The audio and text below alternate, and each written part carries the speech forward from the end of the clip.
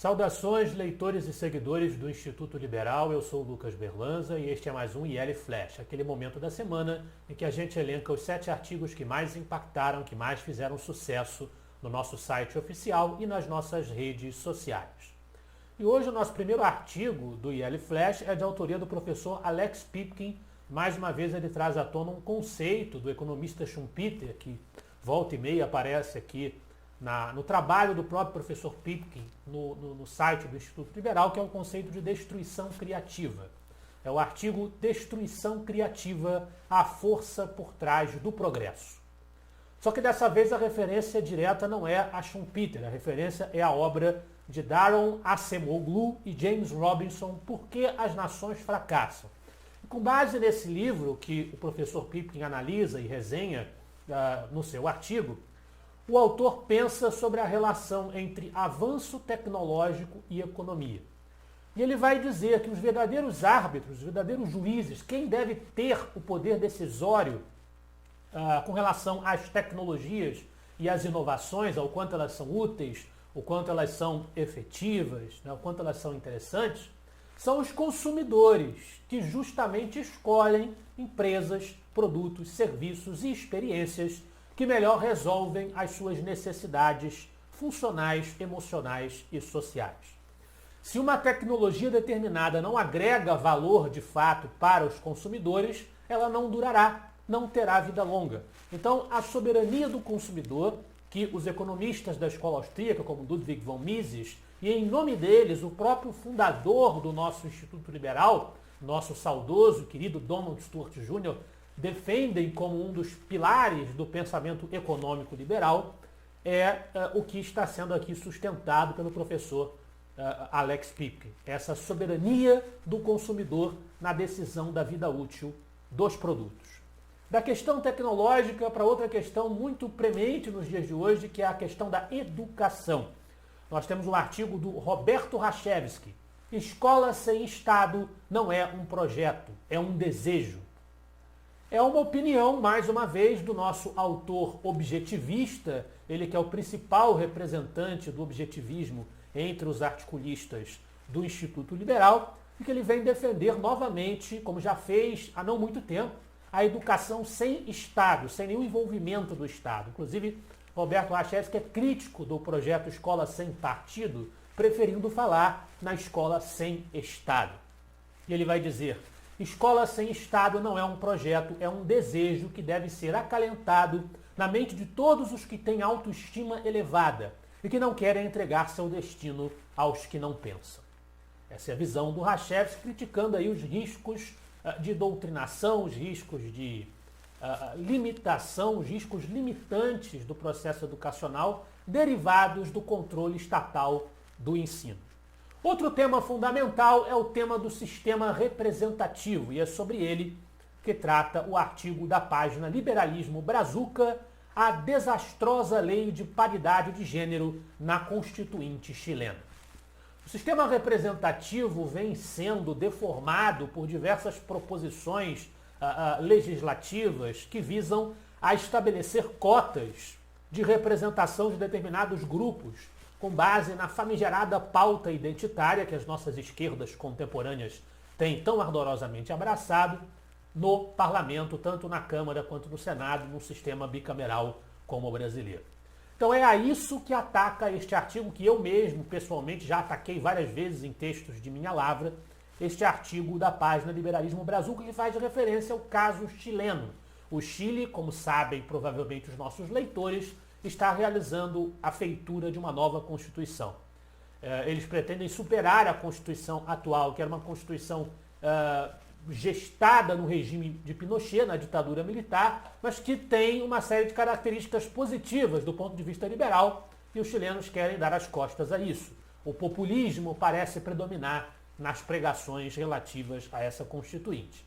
Em meio a esta aparente predominância do populismo, nós tivemos a aprovação de uma lei que tenta estabelecer paridade na representação de homens e mulheres na Assembleia Constituinte. A ideia dessa lei, como se sabe, movida aí pela pauta identitária e especificamente pela pauta feminista, é que mais mulheres sejam inseridas no sistema representativo. E mais mulheres ocupem cargos públicos, sejam deputadas, senadoras, etc, etc. No entanto, o que interessante que aconteceu é que 11 constituintes femininas democraticamente eleitas para representar para ocupar posição na Assembleia Constituinte foram obrigadas a ceder lugar a homens, porque na verdade muito mais mulheres entraram e tiveram que sair do que o contrário, do que homens entraram e tiveram que sair para ceder lugar a mulheres. Deu-se exatamente o oposto do que o pessoal imaginava que aconteceria. Então, essa é mais uma prova do paradoxo, do absurdo dessas pretensões idiotizantes da política identitária e o quanto essas pretensões deformam a democracia representativa em vez de qualificá-la como é o pretexto. Contra toda essa loucura temos grandes pensadores conservadores, um deles o já saudoso Roger Scruton, e sobre isso temos o artigo do Yanker Zimmer, Scruton, a ordem do conservadorismo e as falácias reacionárias e revolucionárias. O pensamento conservador autêntico de Roger Scruton, que era um autor que via muitas virtudes no liberalismo, apesar de se anunciar como conservador, e a gente sabe que em José Guilherme Melchior, por exemplo, e Antônio Paim, nós temos o liberalismo conservador, reconhecido como uma das vertentes do liberalismo. Roger Scruton, ele representa um alerta filosófico, e o Yanker faz uma breve análise do pensamento de Scruton, contra os dois extremos que se cruzam, com características bastante similares. O reacionarismo, que é a idealização do passado, a utopização do passado, se podemos usar essa expressão, e o revolucionarismo, que seria o anseio por um futuro idealizado, que também não se tateia, que também não se toca. O combate a essas ideologias abstratas e radicais é o que destaca o Yanker no seu artigo. A partir daqui, nós temos nas 3 primeiras posições do IL Flash de hoje, 3 artigos da página Liberalismo Brazuca, a quem nós agradecemos imensamente a contribuição com o Instituto Liberal, com as grandes reflexões que nos trazem todos os dias. O primeiro deles é sobre Estados Unidos. Por que a inflação americana disparou logo agora? Para ser mais exato, o artigo fala, conforme Milton Friedman mostrou no livro Livre para Escolher, Free to Choose, os preços dos produtos aumentarão na mesma proporção que a quantidade de dinheiro circulante aumenta. Um carro de 70 mil dólares, diz o artigo com base em Milton Friedman, vai passar a custar 700 mil e uma casa de 1 milhão vai passar a custar 10 milhões. A quantidade de dinheiro medida como M2 pelo Federal Reserve, o Banco Central americano, aumentou mais de 32,9% desde janeiro de 2020, com a posse perdão. Na verdade, em 2020 ainda estávamos sob a gestão de Trump. Equívoco nosso aqui, né, um lapso. Na verdade, ainda estávamos sob a gestão de Donald Trump. Então, ali já começou a haver o aumento da quantidade de dinheiro. Isso significa que mais de 1/4 de todo o dinheiro em circulação foi criado desde então. Essa é uma mudança sem precedentes na história recente americana, diz o artigo da Liberalismo Brazuca. Para que a inflação efetivamente desacelere como ela precisa, ou os gastos da população teriam que diminuir, o que, segundo os autores da página Liberalismo Brazuca, não tem muitas perspectivas de acontecer, ou o governo teria que reduzir essa oferta tão volumosa de moeda, o que nada indica que Joe Biden pretenda fazer. Portanto, os Estados Unidos provavelmente terão problemas inflacionários relevantes pela frente.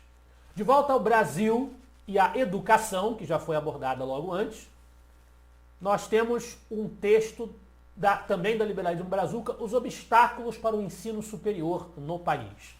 A provocação desse texto é a declaração de falência operacional da UFRJ, universidade que inclusive eu estudei, o que é tomado pelos autores do artigo como uma provocação, uma abertura de brecha para discutir a péssima alocação de recursos nas políticas educacionais, vista hoje como o principal obstáculo para manter a operacionalidade das universidades públicas brasileiras.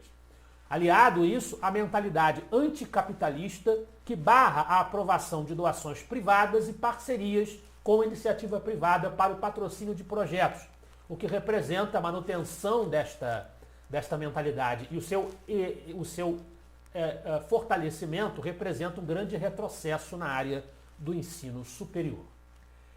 Passamos por Estados Unidos, Brasil, agora fechamos a nossa viagem na Argentina com o artigo Na Liderança, por que o imposto sobre as grandes fortunas fracassou na Argentina.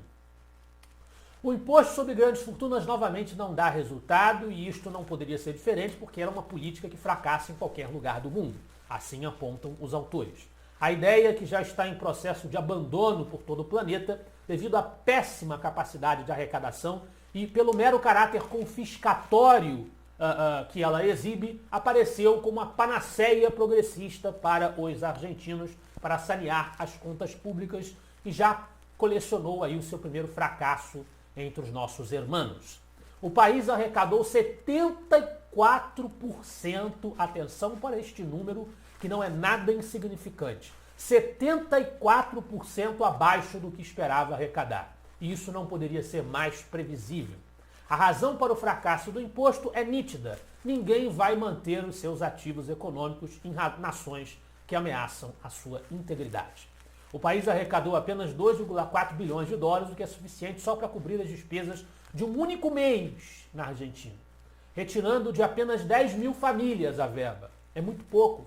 O país tem 40 milhões de habitantes, o mesmo que o estado de São Paulo. Não passou, então, essa política de uma imensa artimanha do governo argentino de Alberto Fernandes para encontrar uma forma de continuar a sua gastança irresponsável, cujo o ataque à gastança irresponsável, é o único remédio efetivo de que os argentinos precisam. Esse foi o nosso IL Flash de hoje. Eu espero que vocês gostem dos artigos e dos debates proporcionados pelo Instituto Liberal. Semana que vem estaremos de volta. Afinal de contas, para nós, você é a parte mais importante da sociedade. Até a próxima.